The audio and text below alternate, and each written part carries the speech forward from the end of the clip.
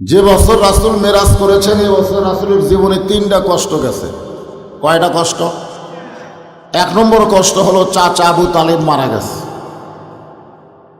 অনেকেই ভাবতেছেন চাচা মরলে ভাস্তার কি? আপনারা চাচা মরলে কষ্ট পান? কথা কয় না। চাচা বললে খুব একটা কষ্ট হয়। আমি ছোট থেকে দেখছি আমার চাচা বাপের সাথে খালি গন্ডগোল করে। সামান্য 1 হাত জায়গার জন্য আমার বাবক ধরে মারছিল। তখন থেকে আমি খালি দোয়া করতাম চাচা মরলি ভালো। কিন্তু আল্লাহর নবীর চাচা আবু তালেব যে মারা গেলেন, নবী এতই কান্না কানলেন, সাহাবীরা জিজ্ঞাসা করলেন, ইয়া রাসূলুল্লাহ,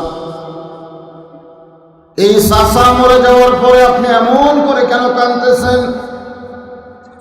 আল্লাহর নবী বললেন, মায়ের পেটে আমি এতিম হয়েছি, কিন্তু দুনিয়াতে আসার পর আমি এতিম ছিলাম না। মায়ের পেটে যখনই ছিলাম তখন আমার বাপ মরছে, কিন্তু এই দুনিয়াতে আসার পর আমি এতিম ছিলাম না।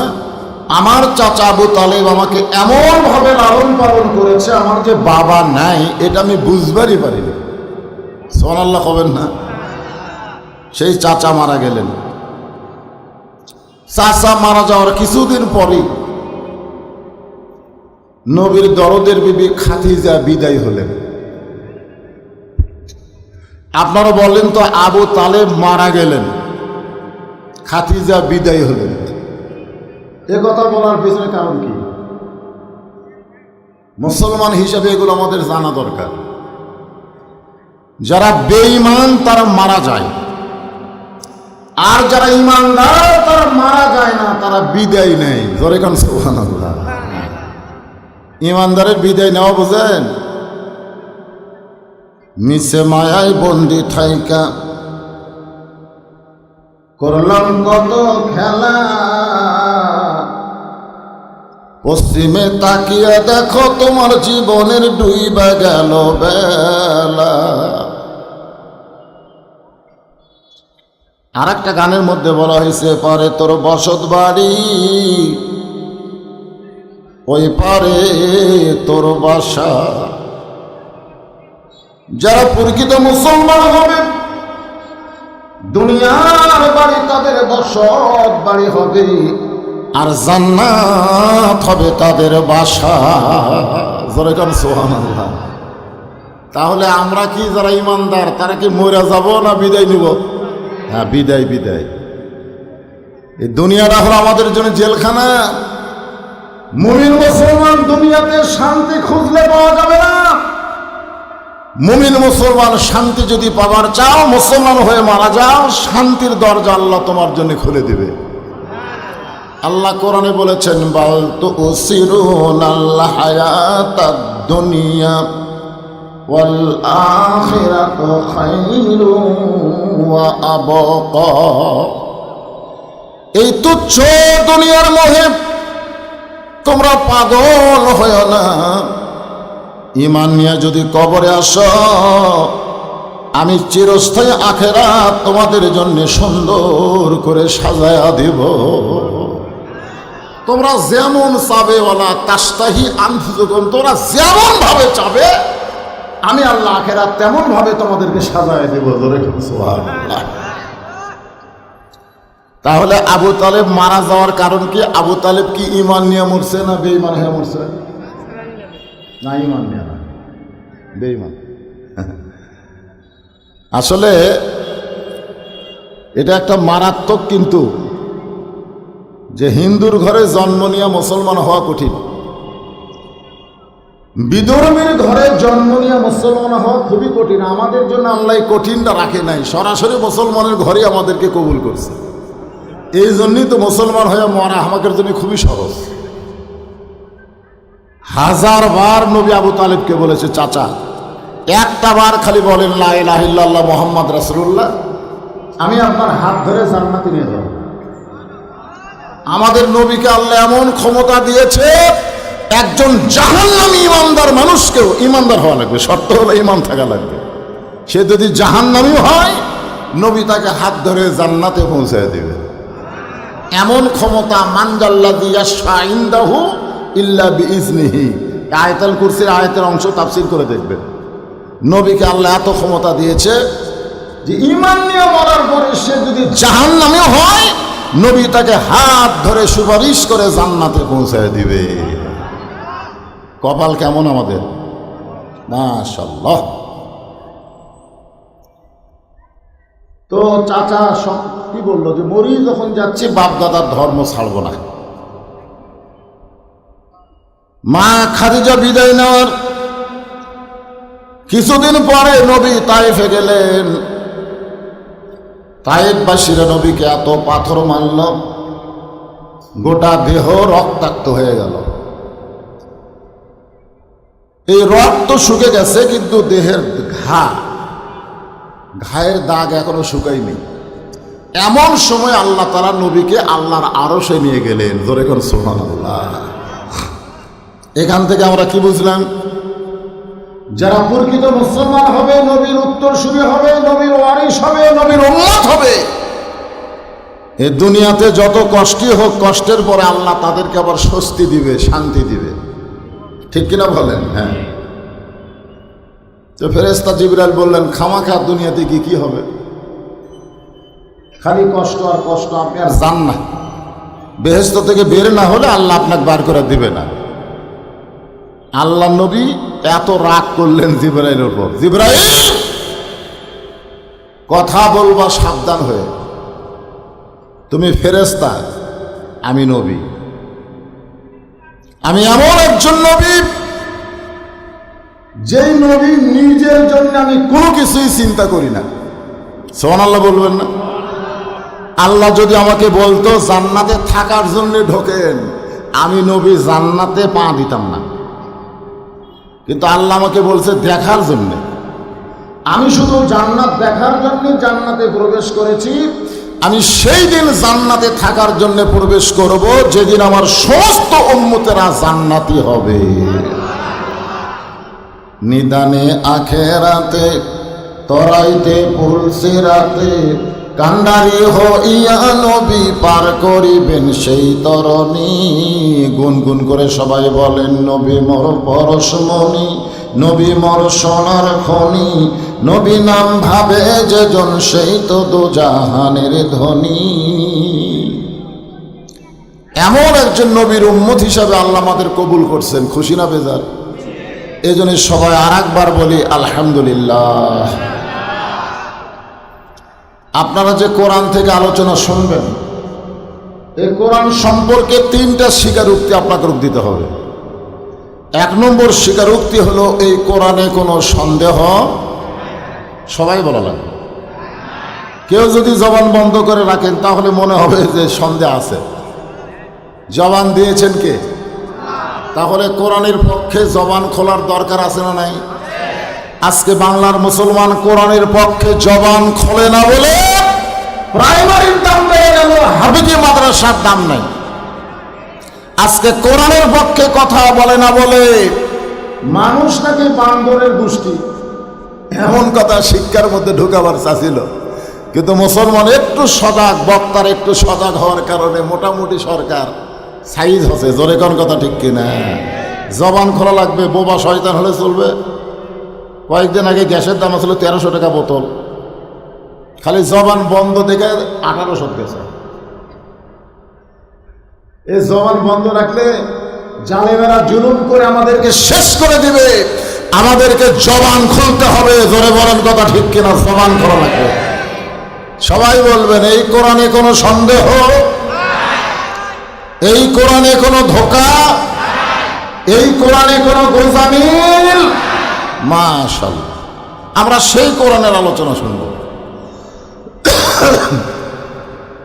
যেই কোরআন সম্পর্কে আল্লাহ বললেন,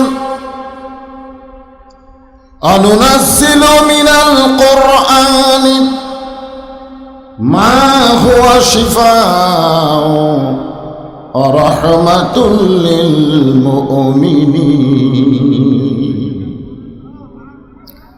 এর বাংলা স্লোগান কি? সব সমস্যার সমাধান দিতে পারে আল কোরআন। বিশ্বাস হয় না? হবে না তো, কারণ আজকেও 3 জন ছেলেকে পাগড়ি দেওয়া হবে। কয়টা? খোঁজলে দেখেন সব গরিবের সন্তান। আমার এই 36 বছর ওয়াজের বয়সে কত হাজার হাফেজের মাথার যে পাগড়ি বান্ধা দিছি, আল্লাহ যদি আমাকে বলে খালি পাগড়ি বান্ধার উসিলায় তো খালি মাফ করে দিলাম। কিন্তু সর্বনাশ কি জানেন, আজ পর্যন্ত কোন এমপি বেটার মাথার পাগড়ি বাঁধতে পারিনি, কোন ডিসিএসপির সন্তানের মাথায় আমি পাগড়ি বাঁধতে পারি নাই। সব সমস্যার সমাধানে কোরআন দেবে, অথচ বাংলার দরিদ্র জনগোষ্ঠী কোরআনের হাফেজ হয়, ধনীরা কোরআন থেকে বিমুখ হয়ে যায়। কোরআনের হক কথা আমরা বলবার গেলে আমাদের ত্রুটি চাইবা ধরতে চাই। জোরে কোন কথা ঠিক কি না? আমি যদি এমপির ছেলে হতাম আমাকে পুলিশ ধরতো না। গত কয়েকদিন আগে আপনার ফেসবুকে ইউটিউবে দেখেন যে আমার ধরবার আসলো, আর পরশু দিন আমাকে উপকারি দিল। গরিবের ছেল, গরিবের ছেল সারা জীবন চামড়া ফেতরা খেয়ে বড় হলো, এই কে আবার সুদের বিরুদ্ধে কয়, এই কেন কোরআনের আন্দোলনের কথা বলে। এই আপনারা বিশ্বাস করে বলেন সব সমস্যার সমাধান এই কোরআন দিতে পারে? মাশাআল্লাহ। করোনা যখন শুরু হয়েছিল না, তখন কিন্তু প্রাইমারি বন্ধ হয়েছিল, মাদ্রাসা বন্ধ হয়েছিল। তখন আমার এই মাদ্রাসায় প্রাইমারির প্রায় 36-37 জন ছাত্র ভর্তি হয়েছিল। আমি আল্লাহর কাছে দোয়া করছিলাম, আল্লাহ করোনা আরো বছর 10 থাক, কারণ প্রাইমারি বন্ধ থাকবে, মাদ্রাসা খোলা থাকবে, একটা ছাত্র প্রাইমারি থাকবি না, সব আমাকে মাদ্রাসাতে আসবে। ধরে কোন কথা ঠিক কি? কিন্তু না, দোয়া কবুল হয়নি।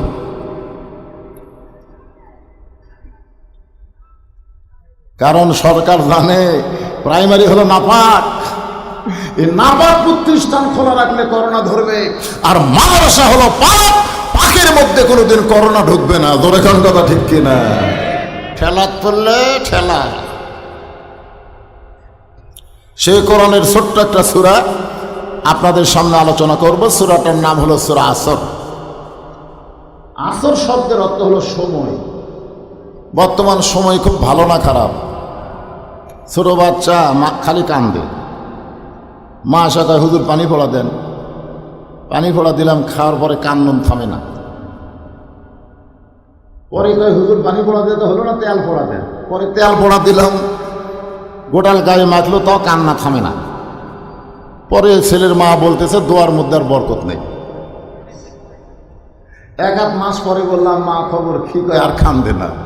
কেমনে কান্দা বন্ধ হলো? তার বাপ একটা মোবাইল কিনে দিছে, যখনই কান্দে তখনই খুলে দিই, গেম খেলা দেখে আর কান্দে না। আপনারা বলেন যে সময়ে ছোট ছোট বাচ্চাদের হাতে মোবাইল দিয়ে কান্না থামায়, এই সময় কি ভালো সময় না খারাপ সময়? ছোটগুলাই, ছোট বাচ্চারা পর্যন্ত মোবাইল, আর বড়গুলার তো খবরই নেই। প্রত্যেকের হাতে একটা করে মোবাইল। আজকে আবার 14ই ফেব্রুয়ারি, ভ্যালেন্টাইন ডে। সময় মনে হয় খুব ভালো চলতেছে। আল্লাহ সময়ের কসম করছে, সময় খুব গুরুত্বপূর্ণ। এক পলকে নাই ভরসা, এক পলকে নাই ভরসা, মিশে সকল আশা,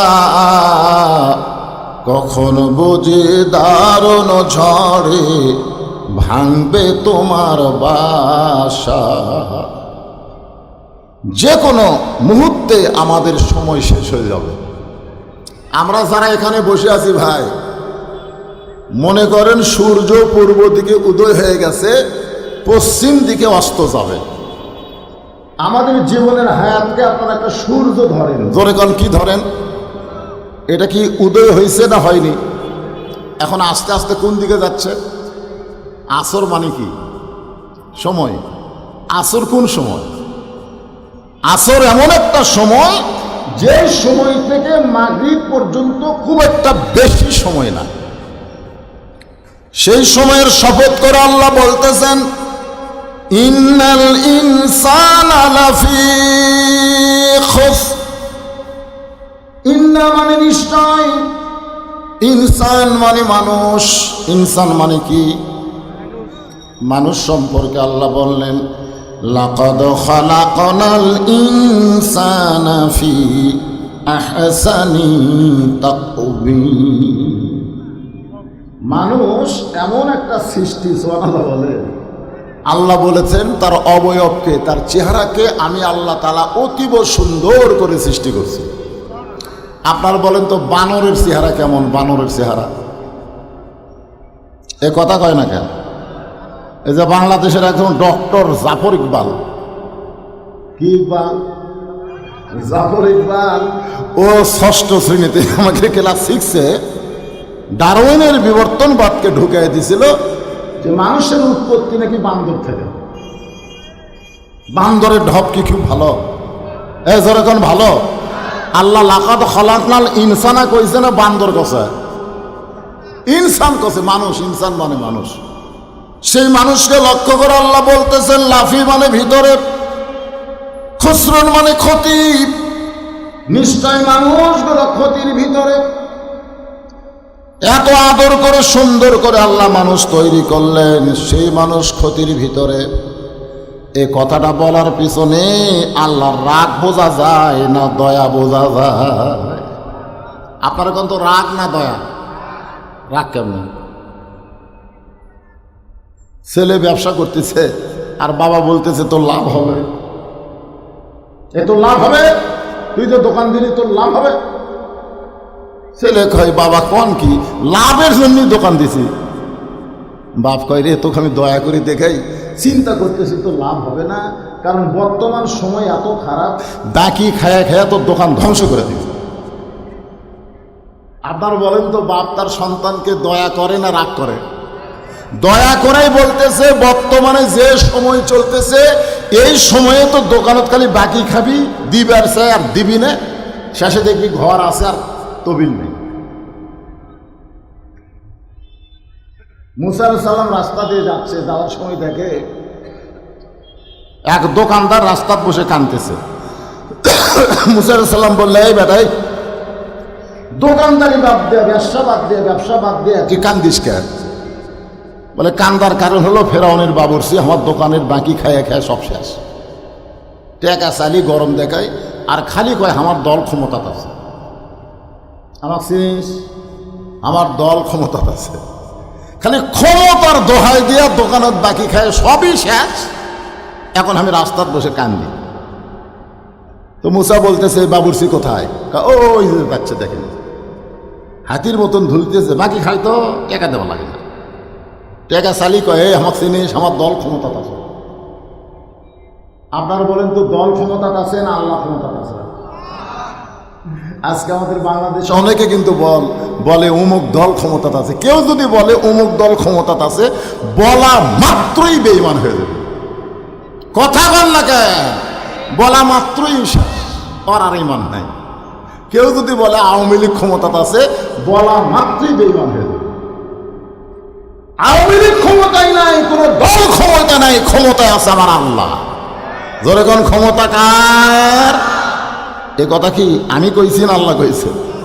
সূরা মুলুকের প্রথমে পড়েন, তাবারাকাল্লাযী বিয়াদিহিল মুলক ওয়া হুয়া আলা কুল্লি শাইইন কাদির। গোটা পৃথিবীর রাজত্ব, কর্তৃত্ব, মালিকানা কার হাতে? সমস্ত বিশ্বের উপরে ক্ষমতা কার? ওয়া হুয়া আলা কুল্লি শাইইন কাদির। সব বিষয়ের উপরে ক্ষমতা কার? তাহলে ক্ষমতা কি আছে? দল আছে না আল্লাহ আছে? তো মুসা নবী ফেরাউনের বাবুর্চির সামনে যাবে, ভাই টাকা দে, টাকা দে, দোকান বাদ রাস্তা কান্দে, টাকা দে। বাবুর্চি ওকে আমাকে চিনিস, আমার দল এখন ক্ষমতাত আছে রে। মুসা কয় আমাকে চিনিস, আমার আল্লাহ এখন ক্ষমতাত আছে। এই কইয়া বাম হাতে মারছে সরে, বাবুর্চি মরছে। আজকে বাংলাদেশে ফেরাউনের গোষ্ঠী বেড়ে গেছে। মুসার গোষ্ঠী না থাকার কারণে জালেমেরা জুলুম করে বাহিরে ঘুরে, আলেমরা হক কথা বলে জেলখানায় যায়। জোরে জোরে কথা ঠিক না? ভাইরে মুসার গোষ্ঠী হওয়া লাগবে। এই দুই হাত খালি মোনাজাতের হাত না বাজান, সারা জীবন মোনাজাত করবো আল্লাহ।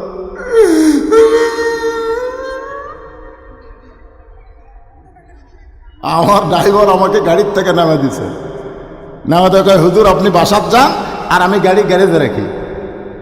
আমি কেবল গেট খুলছি, গেট খোলার পরে 4টা কুত্তে আমাকে ধরছে, মানে গাছের নিচে ঘুম পাড়তেছিল, খাম খাম করে আমার ধরলো, মনে আমার জুব্বা ছেড়ে ফেলে দেবে।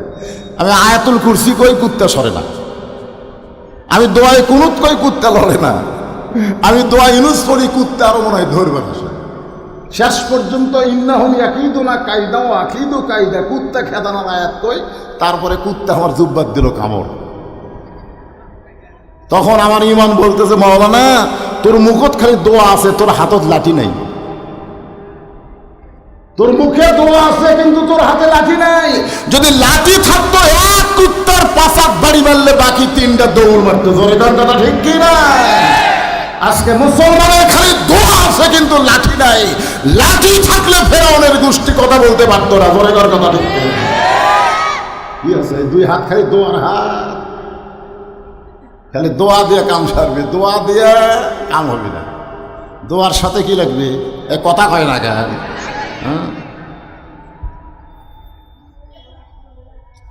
সময়ের কসম করে আল্লাহ বললেন নিশ্চয় মানুষগুলো ক্ষতির ভিতরে। আল্লাহ মানুষকে এত দয়া করে, যেখানে ইবাদতের কথা আল্লাহ বলেছেন, দেখেন ইবাদত করার সময় আল্লাহ বললেন ওয়ামা খালাকতুল জিন্না ওয়াল ইনসা ইল্লা লিয়াবুদুন। আমি জিন আর ইনসানকে ইবাদতের জন্য সৃষ্টি করছি, তাই কয়নি আল্লাহ? কারণ জিন আর ইনসান একত্র করেনি, কথা বুঝতেছেন না? কিন্তু যখন ক্ষতির কথা বললেন তখন আল্লাহর হয়তো বলা দরকার ছিল আগের আয়াত অনুযায়ী ইন্নাল জিন্না ওয়াল ইনসানা লাফি খুসর, নিশ্চয় জিন এবং মানুষ ক্ষতির ভিতরে। কিন্তু ইবাদতের কথা বলার সময় আল্লাহ জিন ইনসান বললেন, আর ক্ষতির কথা বলার সময় আল্লাহ জিনক বাদ দিয়া শুধু মানুষের কথা বললেন। কারণ মানুষকে আল্লাহ এত ভালোবাসে যে ভালোবাসার কারণে ক্ষতির কথা বলে মানুষকে ক্ষতি থেকে মুক্ত করতে চায়। সোনালো বলে এজন্য আমার সঙ্গে ক্যারে ভাই তোমাকে বসার জায়গা হচ্ছে না সোনার চানেরা, এই যারা পিছনে দাঁড়ায় আছেন আপনাদের বসার জায়গা নাই। কারণ বাংলাদেশ ছোট্ট দেশ, পৃথিবীর মানচিত্রে এত ছোট দেশে এত মানুষ আর কোনো দেশ নেই। 18 কোটি মানুষ এমন একটা দেশে বসবাস করে, এই যে গোলাকার একটা মানচিত্র আপনার দেখেন নেই, ওর মধ্যে বাংলাদেশ খুঁজেই পাবেন না। বহু খুঁজতে খুঁজতে দেখে একটা বড় এলাকা আছে, এই লোক দিলে আর বাংলাদেশ নেই, এই লোক দিলে বাংলাদেশে দেখা যায়। আর সেই দেশে 18 কোটি মানুষ বসবাস করে, এরপরও 13 লক্ষ রোহিঙ্গা মুসলমানকে জায়গা দিছে এই বাংলাদেশ। কিন্তু এত ঘনবসতি, তারপর রোহিঙ্গা মুসলমানক জায়গা দেয়, আর যারা দাঁড়িয়ে আছে ওরা হামাকের ভাইরে। এরপর জায়গা দেওয়ার জন্য কি একটু চাপে বসা দরকার নাই? এই যেরকম আছে নাই, ও আজ তো শুরু হয়নি, একটু চাপে বসেন তো, একটু চাপে বসেন। হ্যাঁ চাপে বসেন, জিজ্ঞেস করেন, সামনে চাপেন বাবা, তোমরা বসো বসো বসো বসো, সূরা আসরের তাফসীর হবে, একটু বসো। হ্যাঁ সামনে চেপে বসেন আর জিকির করেন লা ইলাহা, মহব্বতে মহব্বতে লা। এদিকেও ডানে আছে, খালি ডানাটাই দেখা যায়, লা ইলাহা ইল্লাল্লাহ লা ইলাহা লা ইলাহা ইল্লাল্লাহ মুহাম্মাদুর রাসূলুল্লাহ সাল্লাল্লাহু আলাইহি ওয়াসাল্লাম। হইচই না, হইচই করলে হবে তাই। আল ইনসানো আশরাফুল কি মাখলুকাত, তার মানে কি? নিশ্চয়ই মানুষ সমস্ত সৃষ্টির মধ্যে ভদ্র, মানুষের মতন ভদ্র আর কেউ না। একথা আল্লাহ কইছে ফেরেশতাদের কাছে। তোরা কি রে ফেরেশতা? আমার মানুষ হলো সবচাইতে ভদ্র। আর সেই মানুষ কোরআনের মাহফিল এসে হইচই করা যাবে?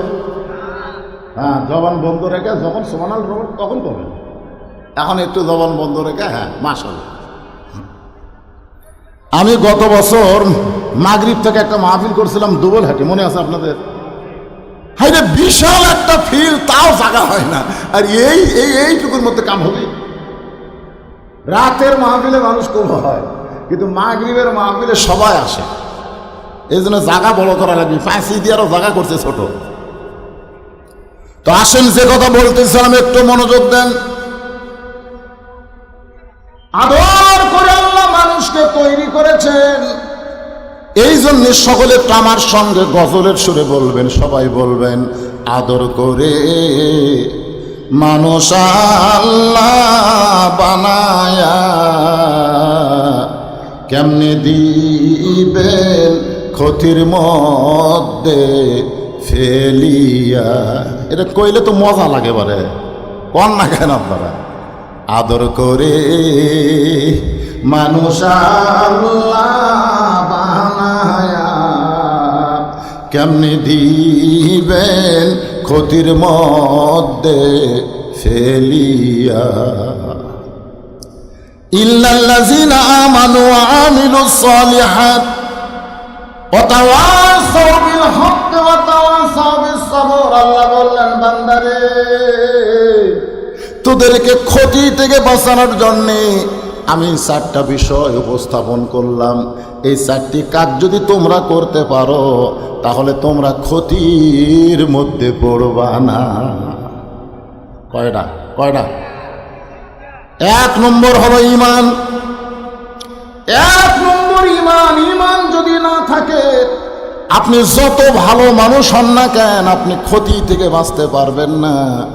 ক্ষতি থেকে বাঁচতে গেলে 1 নম্বর লাগবে ঈমান।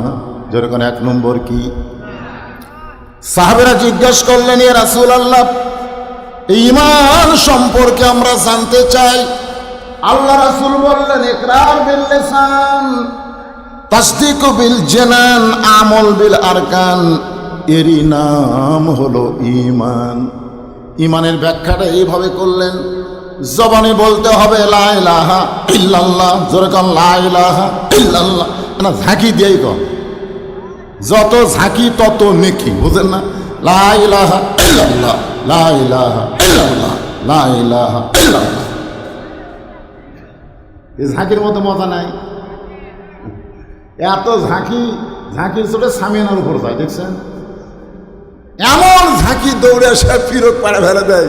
পীরের কালি ল্যাংলটি না থাকলে ভাই জনগণ সব দেখবার পাথরে। কি ঝাঁকি! এটা হলো ইকরার বিল লিসান। জবানে ঝাঁকি দিয়ে বলা লাগবে, জবানের মধ্যে ঝাঁকি থাকা লাগবে। আমার এলাকার এক শঙ্কর দাস হিন্দু মানুষ বলছে, আমাকে একদিন বলে, বাদান, মুসলমানের কলমার দাম আছে। আমি বললাম, আপনি হিন্দু হয়ে মুসলমানের কলমার দাম কেমনে বোঝেন? বলে, যুদ্ধের সময় পাকিস্তান আর্মি যখন বাংলাদেশে ঢুকলো তখন আমরা হিন্দু হয়ে জিকির করলাম লা ইলাহা ইল্লাল্লাহ, লা ইলাহা ইল্লাল্লাহ, লা ইলাহা ইল্লাল্লাহ। আর্মিরা কয়, বিলকুল ঠিক হয়। খালি এই কলমা মুখে থাকার কারণে আর্মির গুলি থেকে আমরা বাঁচা গেছি। বাবা, মুসলমানের কলমার দাম আছে রে। আমি বললাম, দাদা, শুধু মুখে কলমা করে যদি আর্মির গুলি থেকে বাঁচেন, এই কলেমা যদি কলিজার মধ্যে জায়গা দিবার পারেন, জাহান্নামের আগুন থেকে আল্লাহ বাঁচায়া দিবে। তাহলে শুধু মুখে কলমা পড়লে হবে না, তাসদীক বিল জানান। এই কলেমাটা কলিজার মধ্যে জায়গা দেওয়া লাগবে। কলিজার মধ্যে কলেমার জায়গা যখন হবে তখন ওই মানুষটার কাছে জীবনের চাইতে ঈমানের দাম বেশি হবে। কার দাম বেশি? জীবন না ঈমান? এজরকান জীবন না ঈমান? আজকে আমাদের বাংলাদেশে জীবন বাঁচান ফরজ। জীবন বাঁচান ফরজ, যে ভাবি হোক জীবন বাঁচান লাগবে। যে ভাবি হোক, বাতিলের সঙ্গে আপোষ করে হোক, ক্ষমা করক, বাঁচা লাগবে। যারা তাসদীক বিল জানান অর্জন করেছে, কলিজার মধ্যে যারা ঈমানের জায়গা দিয়েছে, দরকার হলে তারা মৃত্যুবরণ করবে, কিন্তু বাতিলের সঙ্গে এক মুহূর্তের জন্য তারা আপোষ করবে না। কুল জাল হক ওয়া যাহাকাল বাতিল ইন্নাল বাতিলা কানা যাহুকা। আপনি যদি চেষ্টা করেন জীবন বাঁচানোর, যতই চেষ্টা করেন আপনি জীবন বাঁচাবার পারবেন না। জীবন আপনি বাঁচাবার পারবেন নাকি পারবেন? এক তাসদিক বিল জেনান একজন ইমানদারের কাছে গিয়ে উকিল বলতেছে, এই হয়েছে না করে মনোযোগ দিয়ে শোনেন, তাসদিক বিল জেনানের ব্যাখ্যা হচ্ছে। তো উকিল বলতেছে, ভাই আপনার তো ফাঁসির রায় কার্যকর হবে, যে কোনো মুহূর্তে আপনার ফাঁসি হবে ভাই। যদি আপনি বাঁচবার চান তাহলে রাষ্ট্রপতির কাছে জীবন ভিক্ষা চান। রাষ্ট্রপতি যদি জীবন ভিক্ষা দেয় তাহলে আপনার ফাঁসি কার্যকর হবে না। তাসদিক বিল জেনানের ইমানদার মুচকি মুচকি হাসে। উকিল বলে, হাসেন কেন? বলে, হাসার কারণ হলো তোমার কথা শুনে হাসি লাগতেছে। তুমি কি কইলে? রাষ্ট্রপতির কাছে জীবন ভিক্ষা চাবো? আমি আমার জীবনে 3টা রাষ্ট্রপতিকে ক্ষমতার থাকা অবস্থায় মরা দেখছি।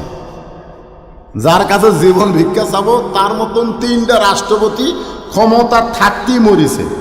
একটা হলো বঙ্গবন্ধু শেখ মুজিবুর রহমান, একটা জিয়াউর রহমান, একটা জিল্লুর রহমান। তো যারা ক্ষমতা থাকতেই মরে যায় তাদের কাছে ইমানদার কোনোদিন জীবন ভিক্ষা চাবে না। জীবন দেওয়ার মালিক যিনি, জীবন নেওয়ার মালিক তিনি। জোরে জোরে কথা বলুন। তাহলে তাসদিক বিল জিনান মানে কি? ইমান বাঁচান ফরজ না জীবন বাঁচান ফরজ? আপনাদের কাছে কোনটার দাম বেশি? অন্তর থেকে বলেন, পরীক্ষা শুরু হবে, পরীক্ষা শুরু হবে, আর বেশি দিন নেই, অল্প সময়ের মধ্যে পরীক্ষা আসতেছে।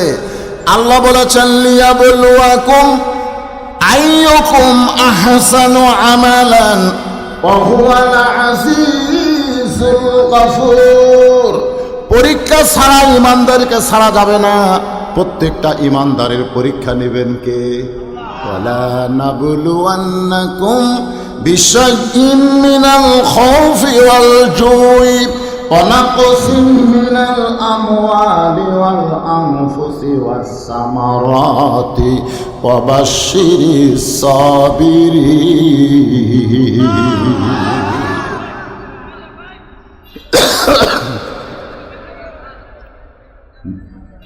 জয়পুরহাট থেকে মুয়াজ্জিন আমাকে বলতে, হুজুর কেমন আছেন? আমি বললাম আলহামদুলিল্লাহ।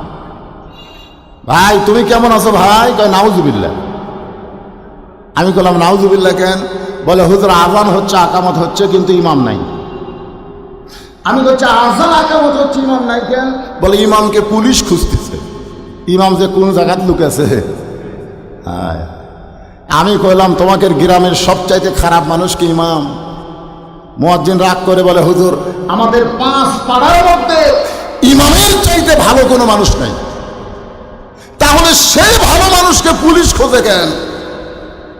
চোর ডাকাত নাই? চোর আছে, ডাকাত আছে, সুদর আছে, ঘুষর আছে, সবই আছে, কিন্তু তাদেরকে পুলিশ খোঁজে না, পুলিশ ইমামকে খোঁজে।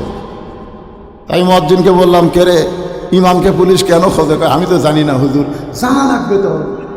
তুমি আজান আকামত দাও, ইমাম যায় মেহরাবের মধ্যে, আর সেই ইমামকে পুলিশ খোঁজে, তুমি জানো না মানে? 3 দিন পরে আমাকে বলতেছে, হুজুর ইমামের মারাত্মক দোষ আছে। আমি বললাম, কি দোষ? বলে, ইমাম বিশ্বাস করে শুধু মসজিদ আল্লাহর ঘর না, গোটা বাংলাদেশ আল্লাহ। ইমামের বিশ্বাস কি? তাসদিক বিল জেনান, খেয়াল করবেন, বিশ্বাস করা লাগবে এখানে মসজিদে আল্লাহ না গোটা বাংলাদেশ? কথা কয় না। আপনারা আজকে কোনটুকু বিশ্বাস করেন? এই তো হুজুর দেখতেছেন না, এটা আমার, ওই সাইডও বড় ভাইয়ের, ওই সাইডে যা দেখতেছেন সব আমার, এই পিছন দিকে যা দেখতেছেন আমাকে সব। এর মধ্যে পাও দেওয়ার জায়গা করবে তো সবে যদি তোমাকে হয় আল্লাহর কোনটা? আল্লাহটা দেখবার গেলে 2 মিনিট হাঁটা লাগবে হুজুর। আর 2 মিনিট না হাঁটতে আল্লাহটা দেখা যাবে না। 2 মিনিট হাঁটা মসজিদের সামনে যা বলতে, তো হুজুর এখানে আল্লাহর কিছু ছিল না, আমার চাচাই 10 শতক আল্লাহ দান করছে, আর আমরা টাকা পয়সা দিয়ে আল্লাহ ঘর বেড়া দিছি। ফেরেশতাকে আল্লাহ এটা কোন দেশ আল্লাহ, যে দেশে তোমার কিছুই নাই, ওর চাষা দান করলে তুমি পাও, ওরা টাকা দিয়ে ঘর বানিয়ে দেয়, এই দেশের নাম কি? আল্লাহ কয় ওই দেশের নামই বাংলাদেশ রে, ওই দেশে আমি আল্লাহর চাইতে গরিব কেউ নাই রে। নাউজুবিল্লাহ করছে। বাংলাদেশে একদম শয়তানি শিক্ষার দাম আছে, আল্লাহর কোরআনী শিক্ষার দাম নাই। জোরে কোন কথা ঠিক না? খালি গুনতির দিক দিয়ে 90% মুসলমান, খালি 90% মুসলমান গুনতি হলে হবে না, হয়তো 92% হচ্ছে মুনাফিক। জোরে কোন কথা ঠিক না? তাহলে মুসলমান গুনতিছে, মুনাফিক গুনবেন না? মুনাফিক আসরের নামাজ নবী পড়তেছেন, আসরের নামাজ ইতিমধ্যে আল্লাহ কোরআনে আয়াত নাযিল করছে, ইয়া আইয়ুহান নাবিয়্যু হারজিল মুমিনিনা আলাল কিতাল। নামাজের মধ্যে কোরআনে আয়াত নাযিল হয়ে গেছে। নবী নামাজ শেষ করে সাহাবীদের বললেন, সাহাবীরা তোমরা শুনলে আশ্চর্য হবে, এই মুহূর্তে নামাজের ভিতরে আল্লাহ তাআলা আমার উপরে কোরআনের আয়াত নাযিল করলেন। সুবহানাল্লাহ তো বললেন, এখন আয়াতটা কি? আল্লাহ রাসূল বললেন, সাহাবীরা শোনো, আল্লাহ তাআলা আমাকে জানাই দিল, ইয়া রাসূলুল্লাহ, আপনার পিছনে পায়ের গোড়ালির সঙ্গে গোড়ালি মিল করে যারা জামাতবদ্ধভাবে কাতার সোজা করে নামাজ পড়তেছে, তাদেরকে আপনি সোলজার হিসাবে গড়ে তোলেন, সৈন্য হিসাবে গড়ে তোলেন। যে কোনো সময় মক্কার কাফেরেরা মদিনা আক্রমণ করতে পারে, আর মদিনা যখন আক্রমণ করবে তখন নামাজ দিয়া, দোয়া দিয়া, দরুদ দিয়া আপনি মদিনা রক্ষা করতে পারবেন না। ওই কাফের বেঈমানদের বিরুদ্ধে অস্ত্র ধরা লাগবে। তখন সামনে কাতারের একজন মুসল্লি, কোন কাতারের? আবু বকর রাদিয়াল্লাহু ডান সাইডে নামাজ পড়ে, সেই টুপি, সেই পাগড়ি, সেই দাড়ি, সেই জুব্বা, নবীর হাঁটুর সঙ্গে হাঁটু লাগায় বলতেছে, হুজুর এটা না গন্ডগোলের আয়াত। কি নামাজি রে, সামনে কাতারে নবীর পাশে নামাজ পড়ে, সেই শালা কি করে, হুজুর এটা না গন্ডগোলের আয়াত। নবী খালি সব সাহাবার দিকে তাকায়, রব দিকে তাকায়, ই কে রে, এই টুপিওয়ালা দাড়িওয়ালা জুব্বালা ই কে রে? আল্লাহ কয়, হুজুর চিনেন না? অমিনান নাসি মান ইয়াকুলু আমান্না বিল্লাহি ওয়া বিল ইয়াউমিল আখির ওয়া মা হুম বিমুমিনিন। পাঁচ ওয়াক্ত নামাজ তাকবীরে উলার সঙ্গে আপনার পিছনে নামাজ পড়ে এমন নামাজি, এরপরেও ও মুমিন না, এরপরেও ওই মুমিনই না। তাহলে কি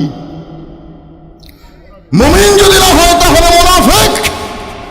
কোরআনের আন্দোলন, হকের পক্ষের আন্দোলনকে যারা গন্ডগোল বলবে, এই হলো বাংলার জমিনে মুনাফিক। জোর বলেন কথা ঠিক কিনা? এই মুনাফিক। কতদিন যাকাত দিয়ে, ফেতরা দিয়ে আদায় করে করে মাদ্রাসা চালাবেন?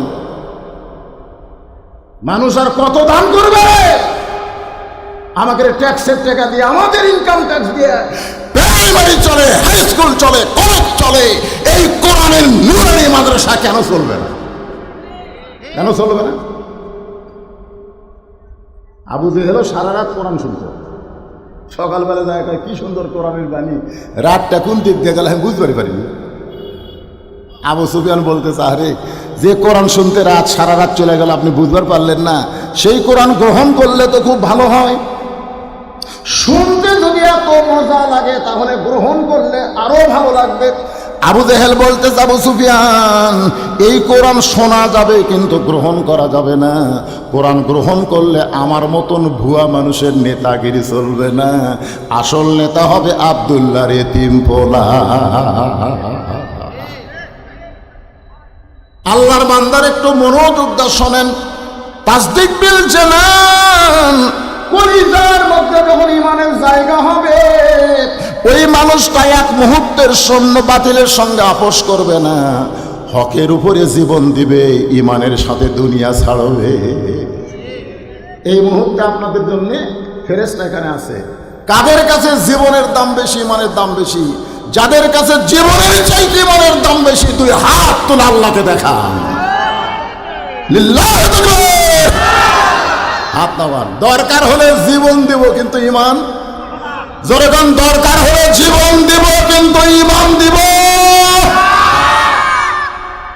মাশাআল্লাহ। ঈমানের শেষ পর্যায়ে বলা হলো আমল বিল আরকান। তুমি যে ঈমান গ্রহণ করেছো সেই ঈমান অনুযায়ী তোমাকে আমল করা লাগবে। সূরা আসরের 2 নম্বর বিষয় হলো আমিলুস সলিহাত, নেক আমল করা লাগবে। শুধু আমল করলে হবে না, দয়াল বাবার দরবারেতে কেউ ফিরে না খালি হাতে। কত আমল আজকে বাংলাদেশে বাড়াচ্ছে, কত আমল, কত তরিকা। আল্লাহর হুকুম নবীর তরিকা, আল্লাহর হুকুম নবীর তরিকা। কার হুকুম? তরিকা কার? নবী ছাড়া অন্য কারো তরিকা বানা যাবে? আমি চিশতিয়া তরিকা, তুই কি রে? আমি কাদরিয়া, তুই কি রে? কই নকশবন্দি। কেন তো কত তরিকা বানাবার কে করল রে? আল্লাহ বললেন, হে রাসূল আপনি বলেন, কুল আপনি বলেন, ইন কুনতুম তুহিব্বুনাল্লাহ ফাত্তাবিউনি ইউহিব্বুকুমুল্লাহ ওয়া ইয়াগফির লাকুম যুনুবাকুম ওয়াল্লাহু গফুরুর রহিম। যদি আল্লাহর মহব্বত পাওয়ার চাও, আল্লাহর ইবাদত করবার চাও, আল্লাহর যদি গোলামীর জিন্দির আবদ্ধ হও, তাহলে নবীকে ইত্তেবা করো, নবীর তরিকা মোতাবেক চলো। যদি আল্লাহ পাওয়ার চাও, নবী ছাড়া আল্লাহ পাওয়ার কোনো উপায়, তাহলে আমার সঙ্গে সকলে একটু বলবেন, উপায় নাই রে, উপায় নাই রে, উপায় নাই, নবী বিনে আল্লাহ পাওয়ার উপায় নাই। কেরে ছেলেবেলে সাদা কালা গান গাও, বাদাম বাদাম ফাটাও, এখানে হি হি করে হাসতেছে, কি হয়? একটু গলা ছেঁড়া খাও বাদাম, সবাই একটু বলো, দেখো মজা লাগবে। উপায় নাই রে, উপায় নাই রে, উপায় নাই, নবী বিনে আল্লাহ পাওয়ার উপায় নাই। ঈমান গ্রহণ করার পরে যতগুলো নেক আমল আছে, সমস্ত নেক আমলের মধ্যে 1 নম্বর নেক আমল হলো নামাজ। যখন 1 নম্বর নেক আমলের নাম কি? যে নামাজ সম্পর্কে রাসূল বলেছেন, লা সালাতা লা ঈমান, যার নামাজ নাই তার ঈমানই নাই। তাহলে কি বুঝলেন? যে ঈমানের উপরে তখন ওয়াজ শুনলেন, সেই ঈমানটা যদি আমরা রাখতে চাই, তাহলে 1 নম্বর নেক আমল হচ্ছে নামাজ। জোরে বলেন, লা সালাতা লা দীনা, যার নামাজ নাই তার কোনো ধর্ম নাই। বাইনাল আবদি ওয়াল কুফরি তারকুস সালাত, বান্দার কাফেরের মধ্যে পৃথক করার জিনিসটার নামই হলো নামাজ। যে নামাজ পড়বে সে হবে বান্দা, আর যে নামাজ পড়বে না সে হলো কাফের। আমি যেই বলবো বেনামাজি, আপনারা বলবেন কাফের। বলতে পারবেন না ভাইজান? বেনামাজি, বেনামাজি, আরো জোরে সাইড থেকে, হুজুর আপনি কি মনে করছেন আমি কি জুম্মার নামাজ পড়ি না? হ্যাঁ হ্যাঁ, আল্লাহ হাসরের ময়দানে খুব দয়ালু। তো আল্লাহর দয়ার সীমা আছে? আল্লাহর দয়ার শেষ আছে? আল্লাহ হাসরের ময়দানে বলবে, যারা 5 ওয়াক্ত নামাজ পড়ো নাই, শুধু জুমার নামাজ পড়েছো, আমি আল্লাহ তাদেরকে জান্নাত দিয়ে দিলাম, যাও। তখন ওই 5 ওয়াক্ত পড়ে না, গেলে জুম্মার শেষে যায় আগে বাড়াছে, এরা খুশি হয়ে মারবি দৌড়, কে রে 5 ওয়াক্ত না পড়লেও জান্নাত পাওয়া গেল রে। একেবারে জান্নাতের দরজা পর্যন্ত দৌড় যায়, দেখবে জান্নাতের দরজার বিশাল একটা তালা। তখন বলবে, আল্লাহ আমাকে জান্নাত দিলেন, তালা কেন? আল্লাহ বলতেছে, চাবি তোরকে কাছে আছে, দেখ চাবি তোরকে কাছে আছে, খুঁজে দেখ। তখন এই জুম্মায় পাটি চাবি খুঁজবি, খুঁজে দেখবে চাবি আছে, আলহামদুলিল্লাহ চাবি আছে রে। এবার চাবি তালার মধ্যে ঢুকবে, কিন্তু ঘুরবি না, খালি ঢুকিয়েছে, ধরে না। আল্লাহ চাবি তো তালার মধ্যে ঢুকলো, কিন্তু ঘোরে না। আল্লাহ বলে তালার মধ্যে 5টা দাগ আছে, তোদের চাবির মধ্যে দেখ তো 5টা দাগ আছে কিনা। জুম্মা পার্টি বলবে আল্লাহ কিসের দাগ? বলে 1 নম্বর ফজর, 2 নম্বর জোহর, 3 নম্বর আসর, 4 নম্বর মাগরিব, 5 নম্বর এশা, 5টা দাগ আছে না। আল্লাহ আমাকে চাবি কে দেলা, আমাদের চাবির তো দাগ নেই। আল্লাহ তাহলে জান্নাত দেখে ফিরাই, জান্নাত দেখে ফিরাই। যারা জুম্মা পড়ো, 5 ওয়াক্ত পড়ো না, তোমরা জান্নাত দেখতে পারবে কিন্তু ঢুকতে পারবা না। এই জুম্মা পাটি না, এই জুম্মা পাটি।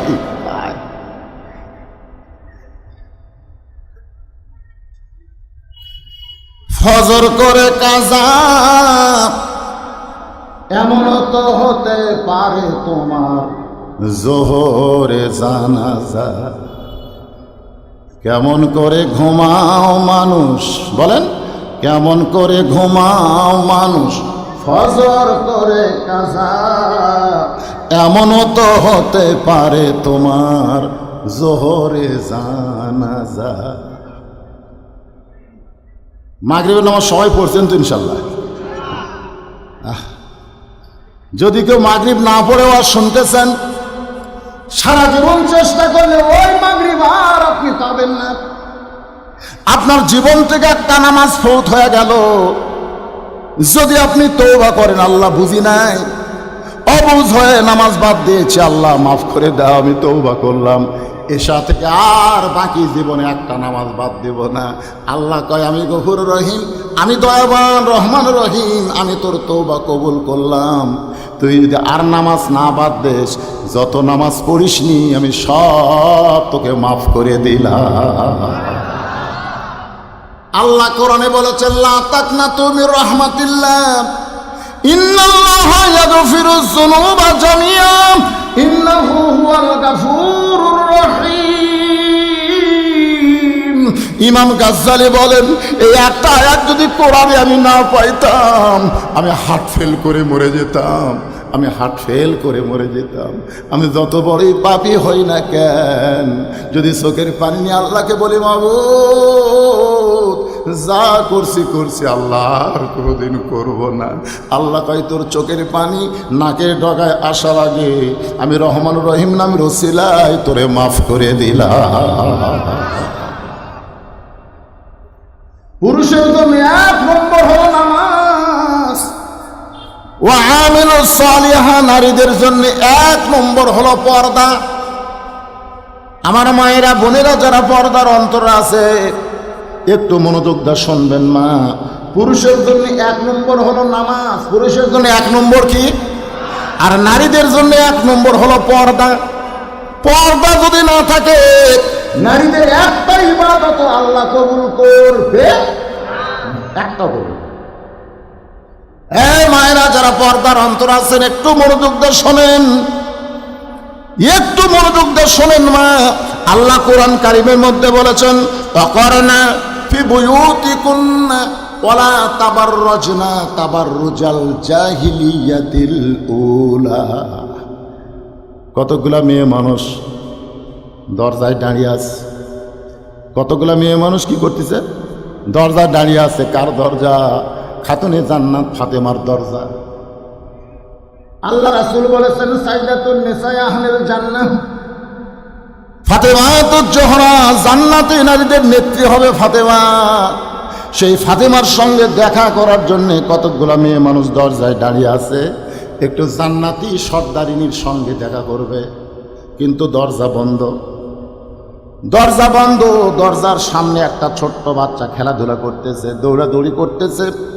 মেয়েদের মধ্যে একজন ডাক দিল, বাবু তোমার নাম কি? বলে আমার নাম হলো হোসাইন ইবনে আলী। মেয়েরা বুঝবার পারলো এটাই তো ফাতেমার সন্তান। বাবা আমরা তোমার মায়ের সঙ্গে দেখা করব, তুমি একটু দয়া করে তোমার মায়ের কাছে গিয়া আমাদের জন্য দরজা খোলার অনুমতি প্রার্থনা করো। হোসেন বলতেছে আপনাদের কোনো টেনশন নেই, একটু ধৈর্য ধরেন, আমি যাচ্ছি। খেলাধুলা বাদ দিয়ে হোসাইন ছোট্ট মানুষ দৌড় মারতেছে মায়ের ঘরে, কিন্তু মা তো অন্দর মহলে আছে। একটা ঘর পাড়ি দিয়া মায়ের ঘরে যাইতে হবে, যে ঘর পাড়ি দিয়া যাবে সেই ঘরে হযরত আলী আল্লাহর কোরআন তেলাওয়াত করতেছে। ইন্নামাল মুমিনুনা আল্লাযীনা ইযা যুকিরাল্লাহু ওয়াজিলাত কুলুবুহুম ওয়া ইযা তুলিয়াত আলাইহিম আয়াতুহু যাদাতুহুম ঈমানাও ওয়া আলা রাব্বিহিম ইয়াতাওয়াক্কালুন।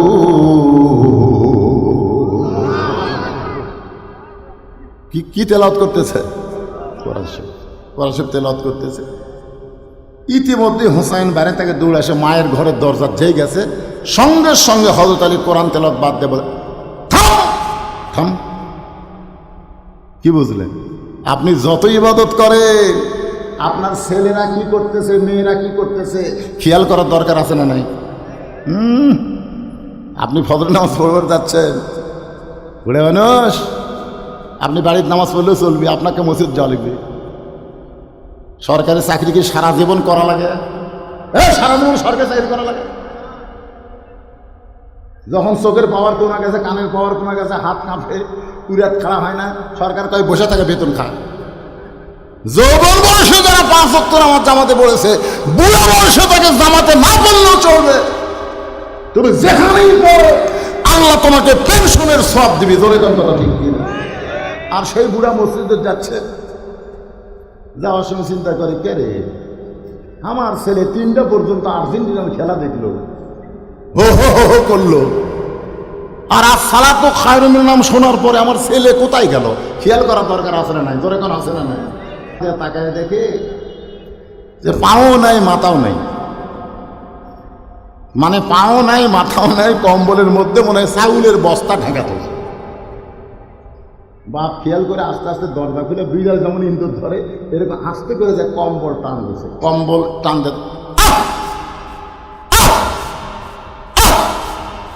ছেলে লাভ দেওয়াটাকে আব্বা আহ আহ করেন ফের। তোর চেহারা দেখে, আহ তোর সাইজ আর সকালবেলা সাইজ খেলে কুত্তের সাইজ একই সাইজ রে। 7 বছর থেকে নামাজের তালিম দিতে হবে, 10 বছর থেকে আপনার ছেলেকে জোর করে নামাজ ধরাতে হবে। জোরে কথা বল না কেন? কথা বল না কেন? যদি আপনার ছেলেকে নামাজ ধরাবার পারতেন, ওই আর্জেন্টিনার পতাকা কোনোদিন ধরতো না। যদি নামাজ ধরাবার পারতেন, ও ব্রাজিলের জার্সি কোনোদিন করতো না। কিন্তু ধরার নেই, ধরাছেন কি? খেয়াল করার দরকার নাই। হযরত আলী কোরআন শরীফ পড়তেছে, আফজালুল জিকির তেলাওয়াতুল কোরআন, সবচেয়ে উত্তম জিকির হলো কোরআন তেলাওয়াত করা। সেই কোরআন তেলাওয়াত বাদ দেবার থাম। খেয়াল করতে হবে আপনার মেয়ে কি করতেছে, আপনি খেয়াল করবেন না? আজ 14 ফেব্রুয়ারি বিয়ার আগে মেয়ে কি করতেছে? আসার সময় মরহুম আব্দুল জলিল পার্কে দেখলাম তো, কি করতেছে, কি করতেছে? ওটা কি আসমানত থেকে আসছে না আপনার জন্ম দিচ্ছেন?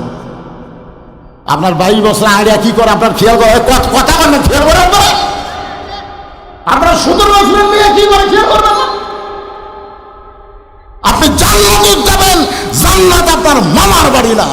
জান্নাতে যাইতে গেলে আনফুসাকুম ওয়া আহলিকুম নার, জাহান্নামের আগুন থেকে বাঁচতে হলে নিজে একলা বাঁচলে হবে না, আহাল পরিবার নিয়ে বাঁচা লাগবে। জোরে কোন কথা ঠিক? হযরত আলী বললেন, থাম। হুসাইন থেমে গেছে। আলী বলতেছেন, বাগান তুমি বাইরে, এই কটাকে রে, কি হচ্ছে, কি হয়? এখন তোকে সামাল করো বাবা। হ্যাঁ, যাই হোক ছোট বাচ্চা তো, এখন থেকে সাইজ করো। কে সাইজ করতেছে? আলী বোঝেন, আলী বোঝেন। থাম, কে তুই বারা খেলাধুলা করতেছিলি, ভালো কথা তো। বাইরে থেকে দৌড়ে মায়ের ঘরের দরজা, তার মানে তো হোসেন বলতেছে, আব্বু কতগুলো মেয়ে মানুষ তো দরজার দাঁড়িয়ে আছে, আমার মার সাথে দেখা করবে। তো মা দরজা খুলে দিবি কিনা, দেওয়ার অনুমতি দিবি কিনা, ওটা জানার জন্য আমি মার কাছে যাচ্ছি। আলী বলতেছেন, তোর বয়স কত? তো হোসেন বলতেছে, আব্বু আমার বয়স কত আমি তো জানি না। এই জন্যই তো তোর থামাছি, এই জন্যই তোর থামাছি রে বাজান। তোর বর্তমানে যে বয়স হয়েছে এই বয়সে তুই তোর মায়ের কাছে যাইতে অনুমতি লাগবে, তুই মায়ের কাছে যাইতে মায়ের অনুমতি লাগবে রে পাগলা। তোর বয়স হলো এখন 4 বছর, 4 বছরের বাচ্চা যখন তখন মায়ের ঘরে ঢুকতে পারবা না। 2 বছর পর্যন্ত বাচ্চা যদি আপনার ঘর চেতনও থাকে, আপনি বাচ্চার সামনে বউক চুমা খান, আদর করেন, বুকতলেন, কোনো সমস্যা নাই। কারণ 2 বছরের বাচ্চা দেখবার পারে কিন্তু মেমোরি ধারণ করতে পারে না। কথাগুলো বুঝতে পারতেছেন? 2.5 বছর যখন বাচ্চার বয়স হবে, সেই বাচ্চা যদি ঘর চেতন থাকে, বাচ্চা চেতন থাকা অবস্থায় আপনার হালাল বউকেও আপনি আদর করতে পারবেন না। এরই নাম হলো ইসলাম। ঘরের মধ্যে হালাল বউকে চুমা খাওয়া যাবি না, ওই 2.5 বছরের বাচ্চা যদি চেতন থাকে। আর তোরা জলিল পার্কে কি করতেছিস?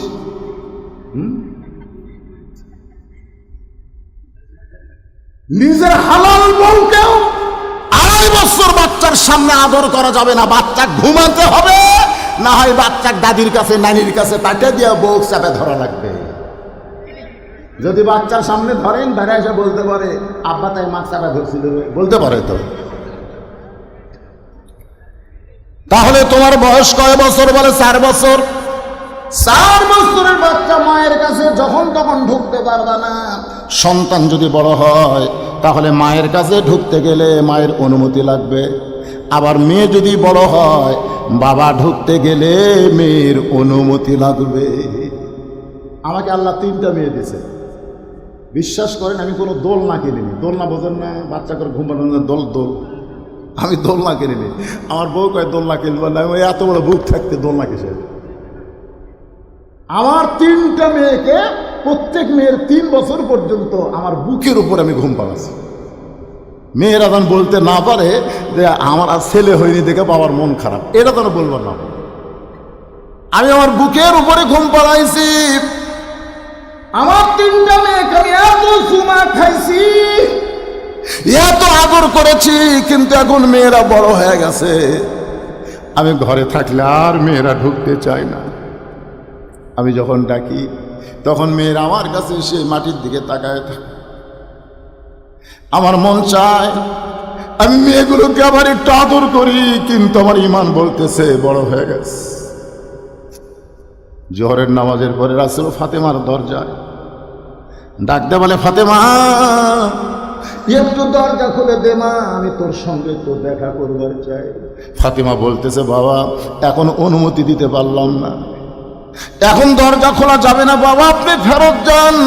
যেই নবীর জুতার ভরসা আল্লাহর আরো জন্য হয়ে যায়, সেই নবীকে ফাতেমা ফেরত পাঠায় দিলেন। নবী চলে গেলেন বাড়িতে। আসরের নামাজের পরে নবী আবার ফাতেমার দরজা এসে বলে, মা সকাল থেকে তোর মুখটা দেখিনি মা, তোরে না দেখলে আমার শান্তি হয় না, একটু দরজা খুলে দে, আমি তোর চেহারা দিকে একটু যাবার চাই। ফাতেমা বলতেছে, বাবা এখন আপনার ফাতেমা বড় হয়ে গেছে, এমন একটা পোশাক ফাতেমার গায়ে বাবা, যে পোশাক উপর দিকে দিলে নিচে বের হয়ে যায়, আবার নিচে দিকে পোশাক নিয়ে গেলে আবার উপরটুকু বের হয়ে যায়। এই পোশাক পরে আমি কেমনি দরজা খুলবো? আল্লাহ রাসূল এত কান্না কাঁদলেন, ফাতেমা একটু জানলা খুলে দে মা, আমার গায়ের চাদর তোকে দিব। নবী আমার গায়ের চাদর খুলে ফাতেমারে দেয়। ফাতেমা সেই চাদর পরে বাবার জন্য দরজা খোলে। নবী তাকায় দেখে ফাতেমা নিচের দিকে তাকায়া 2 চোখ দিয়ে ধর করে পানি পড়তেছে। আল্লাহ নবী বলে, ফাতেমা একটা বার কি আমার দিকে দেখবি না? ফাতেমা বলে, বাবা আপনার গায়ের চাদর পরে আমার শরম লাগতেছে। আল্লাহ নবী বলেন, ফাতেমা এই দুনিয়া বড় কষ্টের জায়গা মা, এই কষ্টের দুনিয়ায় 33 বার সুবহানাল্লাহ, 33 বার আলহামদুলিল্লাহ, 34 বার আল্লাহু আকবার আমল কর। আল্লাহ তোকে দুনিয়া থেকে বিদায় নেওয়ার পরে 8টা জান্নাতের দরজার মালিক করে দিবে। তাহলে কি বুঝলেন? সন্তান বড় হলে ইচ্ছা মতো মায়ের কাছে যাইতে পারবে না। আবার যদি মেয়ে বড় হয়, বাবা ইচ্ছা মতো মেয়ের ঘরে ঢুকতে পারবে না। আলী বলে, হোসাইন তোমার এখন 4 বছর বয়স হয়েছে বাবা, তুমি যখন তখন মায়ের ঘরে ঢুকতে পারবা না, আসো আমার কাছে।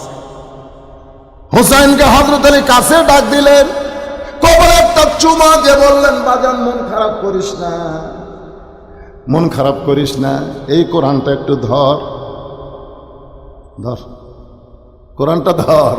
হযরত আলী তার 4 বছরের বাচ্চাকে বলতেছে কোরআনটা ধর। হোসেন বলতেছে দেন দেন, সুবহানাল্লাহ কবেন না? বাপ কয় কোরআন ধর, বেটা কয় দেন। আলী তখন আসমানের দিকে তাকায় বলে, আল্লাহ আল্লাহ, এমন একটা সন্তানের বাপ হয়েছি যেই সন্তান আমার জন্মসূত্রে পবিত্র হয়ে জন্মেছে। কোরআন দিবার ছেলে কয় দেন, আর আমাকে গুলে খাড়া হয়ে পেশাব করে। ওর মা কয় এত দোয়া দরুদ কিন্তু তো বসে না। আমি কইলাম কিরে খাড়া হয়ে পেশাব করিস, কোন ক্লাসে পড়িস? ক্লাস 1-এ পড়িস। আছে তো তোর শিক্ষক তোর শিখাইনি কেমনি পেশাব করা লাগবে, তুই খাড়া হয়ে পেশাব করিস খায়, তোর মাও বেজা। তোকে চাষা দেখি কয় একদিন প্রাইমারি পেশাবখানা যায়, দেখি আমার স্যারই খাড়া হয়ে পেশাব করে। স্যার যদি খাড়া হয়ে পেশাব করে তার ছাত্র বসবি কেন? আপনি কেমন বাবা হয়েছেন? আপনার সন্তানের হাতে একদম বাকদম ঘোড়ানোর বই দেন আর আল্লাহর কোরআন দিবার পারেন না। জান্নাতে যাবেন, ফুটবলের মতন লাত্তি খাবেন। আজকে এখানে যারা বাবা আছেন, কোন কোন বাবা সন্তানের হাতে আল্লাহর কোরআন দিবার চান? একটু 2 হাত তোলা, আল্লাহকে দেখান। 2 হাত তোলা, আল্লাহকে দেখান। হাত নামান, হাত নামান। আপনার সন্তানকে মিথ্যে শিক্ষা দিয়ে কি বানাচ্ছেন? মিথ্যের ফ্যাক্টরি।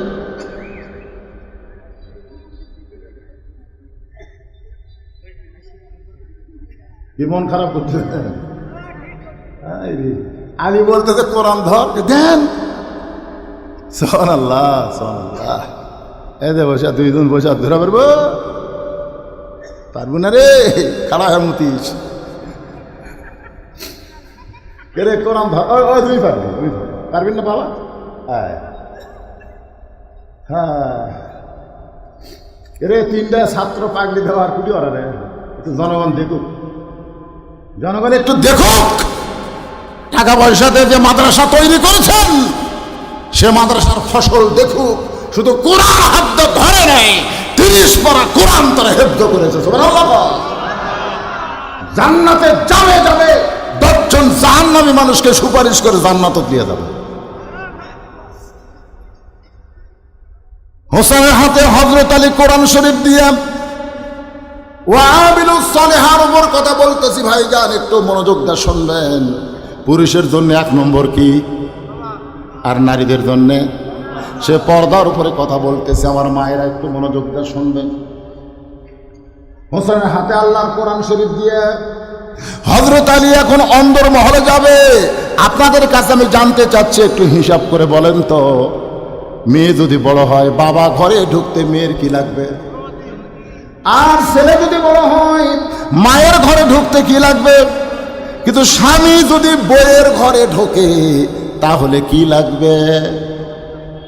লাগবে? মাশাআল্লাহ। তাহলে আপনারা তো ভালোই জানেন, স্বামী যখন তখন বইয়ের ঘরে ঢুকে পারবে না। এ কথা কর না কেন পারবে না? বউ কার? আল্লাহ কি বলছে জানেন? এই যে 14 ফেব্রুয়ারি তারা পালন করে, নবী আমার ঘরের মধ্যে বসে আছে, ইতিমধ্যে মা আয়েশা নবীর ঘরে ঢুকছে। যেই ঘরে ঢুকছে সঙ্গে সঙ্গে নবী আমার দাঁড়ায় দরজা বন্ধ করে দিচ্ছে। দরজা বন্ধ করতেই তো মা আয়েশা থরথর করে কাঁপতেছে। রাসূলকে কাঁপো কেন? বলে কাঁপার কারণ হলো আপনার জুতার পরশে আল্লাহর আরো ধন্য আছে, যদি কোনো বেয়াদবি হয় হুজুর এই জন্য শরীর কাঁপতেছে। আল্লাহ রাসূল কয়, আয়েশা একজন নবীর জুতার পরশে আল্লাহর আরো ধন্য আছে, একজন নবী। আয়েশা কয় হুজুর আপনি তো সেই নবী। আল্লাহ রাসূল কয়, আয়েশা আমি যতক্ষণ দরজা খোলা ছিল ততক্ষণ নবী ছিলাম, দরজা বন্ধ করলে কিসের নবী? দরজা বন্ধ করা মাত্র আমি স্বামী, তুমি বউ, আসো কোলাকুলি করে আসো। মা আয়েশা দৌড়েছে নবীর মুখে মাথা রেখে, আল্লাহ রে, আমার নবী খালি বিশ্ব নবী নয়, আমার নবী হলেন পৃথিবীর 1 নম্বর স্বামী। ফেরেশতা জিবরাইলকে আল্লাহ কয়, যা তা নবীর কাছে যা। জিবরাইল কয়, কি হয়েছে আল্লাহ? ওই নবী ঘরের মধ্যে যে আমল করতেছে, আমার আল্লাহর আরশ পর্যন্ত খুশিতে টকবক হয়ে কাঁদতেছে। জিবরাইল চমকে উঠছে, নবী কি আমল করে রে? ও আমিলু সলেহা। নবী কি আমল করতেছে যে আরশ কাঁপতেছে? নবী কি আমল করতেছে? 14 ফেব্রুয়ারি কোরআনের আয়াত নাযিল হলো, শোনেন, হুন্না লিবাসুল লাকুম ওয়া আনতুম লিবাসুল লাহুন্না। ভালোবাসা পোশাকের মতন, পোশাক যেমন সব সময় তোমার শরীরে থাকবে, ভালোবাসা সব সময় তোমার কলিজায় থাকবে। পুরো দিবসকে নিয়ে ভালোবাসা হবে না। জোরে বলেন কথা ঠিক? হযরত আলী এখন ফাতেমার ঘরের মধ্যে ঢুকবে। হোসেনের হাতে কি দিছে? কি দিছে? ছোট বাচ্চার হাতে যদি কোরআন দেওয়া হয়, আপনার বলেন তো এই বাচ্চা পবিত্র থাকে না অপবিত্র হয়? বুঝবার পারতেছেন না? এরা ধরবার গেলে কি হওয়া লাগবে? লা ইয়ামুসসু ইল্লাল মুতাহহারুন। স্পর্শই করা যাবে না যতক্ষণ তুমি পবিত্র না হবা। এবার হযরত আলী ফাতেমার ঘরের মধ্যে ঢুকতেছেন।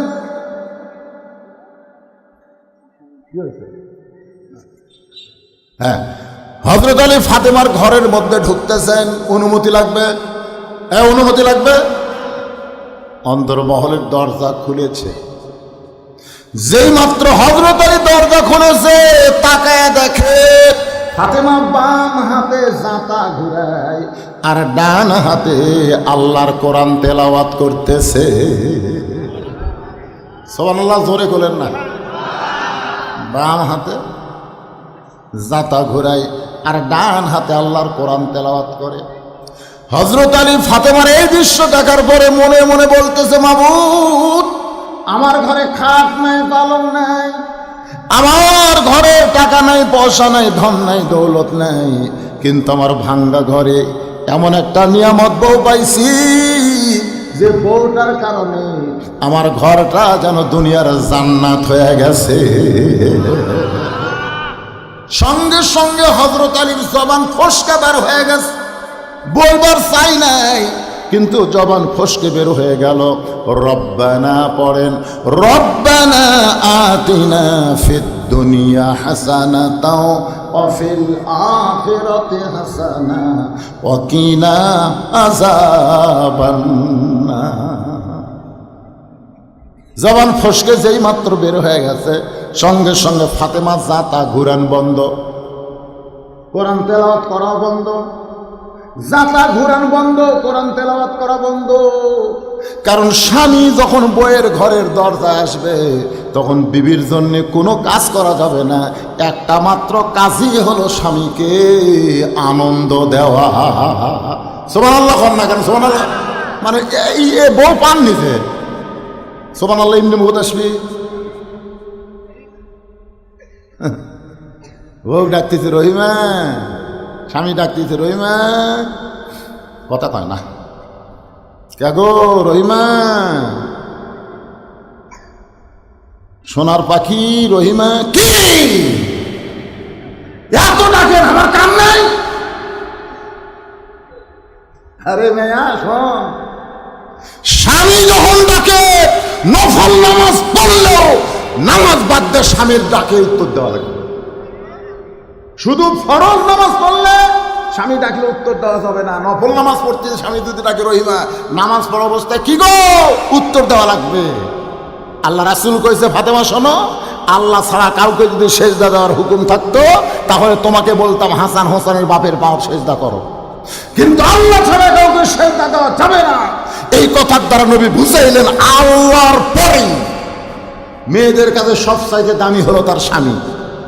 আর আমাদের গুলা খালি স্টার জলসার জি বাংলালে ব্যস্ত হয়ে গেছে। স্বামী কয় ভাত দাও, কয় ইন্নাল্লাহ মা সাবিরিন, একটু ধৈর্য ধরো। স্বামী কয় কিসের ধৈর্য? বলে স্টার জলসা শুরু হচ্ছে 8 ঘন্টা। স্বামী এখন ঘরের মধ্যে বলতেছে ইন্নাল্লাহ মা সাবিরিন, ইন্নাল্লাহ মা সাবিরিন, ধৈর্য ধরতে স্বামী। বউ স্টার জলসা দেখতেছে। 8 ঘন্টা পরে, কে গো 8 ঘন্টা তো হয়ে গেল, এখন খাবার দাও। ধৈর্য যখন ধরলেন, তাহলে আর 8 ঘন্টা ধরো। আবার কি বলে, এইবার শুরু হয়েছে জি বাংলা। তাহলে চাপা চাকরি মারা দরকার। মায়েরা কবি বলবো যদি এবার শেষ আর যার না। তোমরা নিষেধ করলে কি হবে, মরদগুলো আমার ছাড়বি না, জোরে করে কথা ঠিক না? কিন্তু আমিও ফেসবুকে দিয়ে দিছি যে আগামী বছর থেকে আমাকে আর কেউ দাওয়াত দিবেন না, আমি আর ওয়াজ করব না। আমার মেয়েরা আমার পাও ধরে থাক, কান্দন, আব্বা আপনি মরে যাচ্ছেন, আব্বা এত অসুস্থ, আর ওয়াজ করেন না আব্বা। এই জন্য আমি এটাই শেষ দেখা। এই শিকারপুরের লোকেরা কালো মানুষটাকে শেষ দেখা দেখেন, শেষ দেখা আর দেখা হচ্ছে না। সামনে বার থেকে এখন দাওয়াত দিবে রাইছে, আমি তোর হাত করে বলছি বাবা আগামী বছরের কোনো দাওয়াত নেওয়া যাবি না, আমার পজিশন ভালো না, গ্যারান্টি নেই, খালি ওয়াজ মিস হয়। একটা ওয়াজ মিস হলে জনগণতা গাল দেয়। এইদিকে রানীনগরে একটা মাহফিলে আমি 11 বছর লাগাতার ওয়াজ করছি, 11 বছর। আচ্ছা 11 বছর ওয়াজ করছি। এবার অসুস্থ হওয়ার কারণে হাসপাতালে ছিলাম, যাতে পারিনি, হাইরে গায়ে 11 বছর ওয়াজ করলাম, অসুস্থর কারণে একবার তোরা তো রাগ করিস কেন? বক্তারা কি মানুষ নয়? আপনার যদি দেখেন আমি পাঞ্জাবি খুললে সবার চোখে পানি বাড়াবে। আমার গোটা দেহ গোটা ঘা হয়ে গেছে, রক্তের প্লাটিলেট কমে যাওয়াতে, ডায়াবেটিস অনিয়ন্ত্রণ, আর এই প্রশাসনিক চাপ খালি ধরবার চাই। এই যে ইউটিউবেরা জানে শিবগঞ্জের মধ্যে পুলিশ আছে ধরবার, কুমিটের লোকেরা এত ভীত বুঝলেন। আমার 2 মাইল টানে লেগেছে, জুতে খুলে পড়ে গেছে ভাই, আড়া জঙ্গল খেলতে হুজুর এ পুলিশ আলো, হুজুর পুলিশ। 2 মাইল টানে লেগে 15 কিলো আমার হুন্ডেট করে ঠান্ডার মধ্যে এক ওদের তেলের পাম্পের ঘর ঢুকে থাকছে। আমার চোখ দেখানি পানি পড়তেছে, আল্লাহ চোখ টাকা ছিনে টান করে ঘরে। আর আমরা কোরআনের পাখি, আমাদের পুলিশ ধরে, কি দরকার রে ওয়াজ করেন না? আফসোস, শেষ ওয়াজ শোনেন, রাগ করতেছেন, কি করবেন? দোয়া করেন। হ্যাঁ, অনেক বক্তারা আগেই টাকা না দিলে টেজার যাও না, বন্ধ বলবো সেদের রিপোর্ট আছে, 17 বছর আমাকে এমন ঠকাছে, উপরে খালি 500 টাকা, ভিতরে খালি 10 টাকা দিছে, এইরকম মোটা করে দিছে। হুজুর টাকা কোনো চাহিদা নেই, হুজুর রামু গুণিনী পকেটে থুছি। 17টা বছর হাত ঠকাছেন রে, একটা টাকা চাইলেনি। এই মানুষ অসুস্থ হয়ে গেছে, প্রাণ খোলা দোয়া করেন বাবা, প্রাণ খোলা দোয়া করেন, আল্লাহ যেন সুস্থ করে। সবাই করেন আমিন। আপনাদের জন্য আমি দোয়া করি, আল্লাহ আপনাদেরও সুস্থ রাখুক। বাগান যে কথা বলতেছিলাম একটু খেয়াল করেন। সঙ্গে সঙ্গে ফাতেমা জাতা ঘুরান বন্ধ, কোরআন তেলাওয়াত বন্ধ করে স্বামীর সামনে দাঁড়ায়া বুড়া আঙ্গুলে ভর দিয়া হযরত আলীর কপালে একটা চুমা খাইছে। জোরে কোন সুবহানাল্লাহ। এর নাম হলো আনন্দ দেওয়া। জোরে কোন কি দেওয়া? জাতা ঘুরানো বন্ধ করছে, কোরআন তেলাওয়াত বন্ধ করে পায়ের বুড়া আঙ্গুলে ভর দিয়া স্বামীর কপালে একটা চুমা খাইছে। আল্লাহ রাসূল বলেছেন, বউ যদি তোমার কপালে চুমা খায়, তুমি বইয়ের এমন এক জায়গার চুমা খাবা, একটা ওমরা হজের সওয়াব পাবা। সেই জায়গা হলো এই যে 2 ভুরু নাই, এই যে 2 ভুরু, এই 2 ভুরুর মাঝখানে একটা চুমা দেবেন। হাসতেছেন মানে আপনি বইয়ের তাই বলে আবার 14ই ফেব্রুয়ারি পালন করেন।